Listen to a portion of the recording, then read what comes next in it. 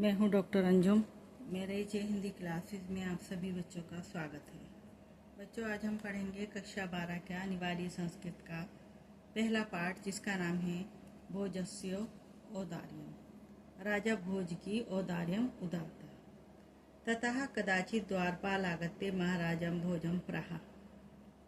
तब कभी द्वारपाल ने आगत्य आकर महाराजा भोज से प्राह कहा, देव कोपिन अवशेषो विद्वान द्वारी वर्तते।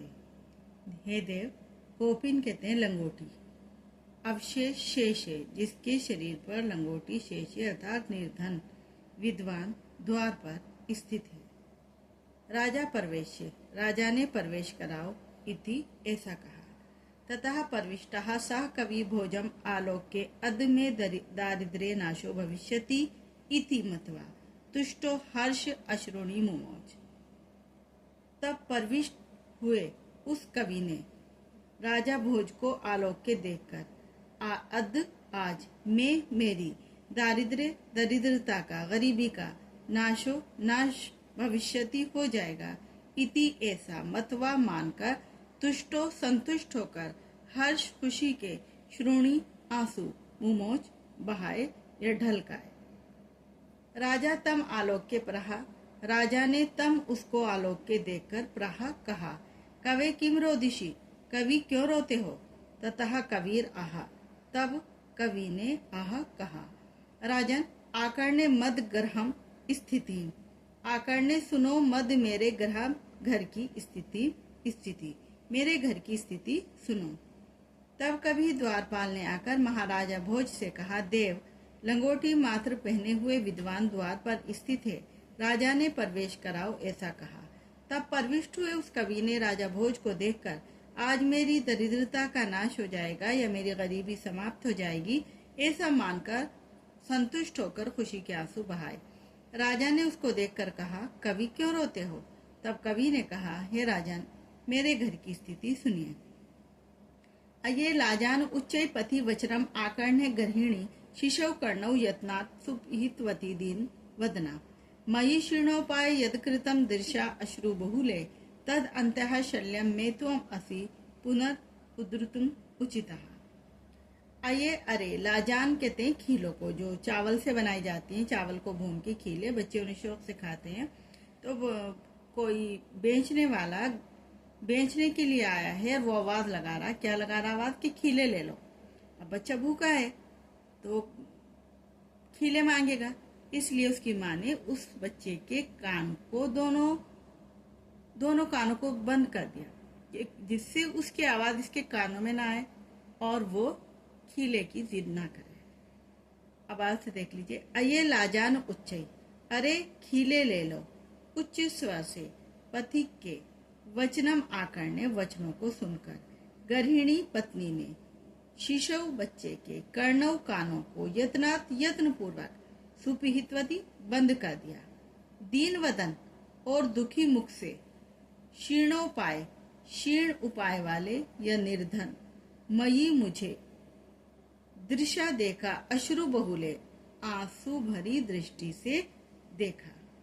तद अंतः शल्यम, उस समय मेरे अंतः हृदय में शल्यम काटा, उस समय मेरे हृदय में जो कांटा चुभा पुनः उद्यतुम उचितः, तुम ही उसको निकालने में समर्थ हो। अरे खीले ले लो, पति के वचनों को सुनकर पत्नी ने बच्चे के दोनों कानों को यत्नपूर्वक बंद कर दिया और दुखी मुख से शीर्ण उपाय वाले मेरी ओर आंसू दृष्टि से देखा। उस समय मेरे हृदय में जो कांटा चुभा उसे निकालने में तुम ही समर्थ हो। राजा शिव शिव इति उदीर्यन प्रत्यक्षरम लक्ष्यम दत्वा प्रहा, राजा ने कल्याण हो ऐसा कहते हुए प्रत्येक अक्षर पर लाख मुद्राएं देकर प्रहा कहा। तवरितम गच्छ गेहम, तवरितम में शीघ्र ही गच्छ गेहम जाओ, शीघ्र ही घर जाओ, गेहम घर गच्छ जाओ, शीघ्र ही घर जाओ। तवत गृहिणी खिन्ना वर्तते, तवत तुम्हारी गृहिणी पत्नी खिन्ना दुखी वर्तते होगी, तुम्हारी पत्नी दुखी होगी। अन्यदा भोजः श्री महेश्वरम नमितुम शिवालयम अभ्यगच्छत, इसके पश्चात राजा भोज श्री महेश्वर को नमस्कार करने के लिए शिवालय चले गए। तदा तभी को अपि किसी भी ब्राह्मण ने शिवा सन्निधौ शिवालय में राजानम राजा के सन्निधौ समीप आकर प्राह कहा, देव अर्ध दानव वेरिणाम गिरिजा अर्ध्यम शिवस्य आहतम देव इत्थम जगति तले पुरहर अभावे समून्मीलति गंगा सागरम अम्बरम शशिकला नगाधिपाशमातलम सर्वग अधीश्वरतु त्वम आगत त्वां माम तु भिक्षाटनम।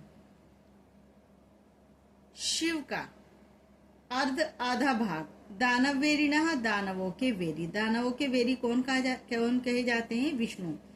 शिव का आधा भाग दानवों के शत्रु विष्णु ने ले लिया। अर्धम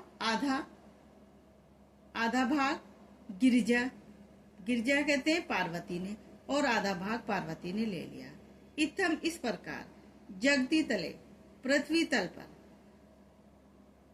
पुर हर अभावे हर शिव के अभाव में समून्मीलति शिव के अभाव में समून्मीलति कहते दिखाई न देने पर गंगा सागर में चली गई। अंबरम शशिकला चंद्रमा की कलाएं अंबर कहते हैं आकाश में चली गई। नगाधिपा नगाधिराज शमातलम पृथ्वी तल में चला गया। सर्वज्ञता और अधीश्वरत्व तुम्हारे पास आ गया। तो आम तुम्हारे पास अगमत आ गया। माम मेरे पास तो भिक्षाटनम भी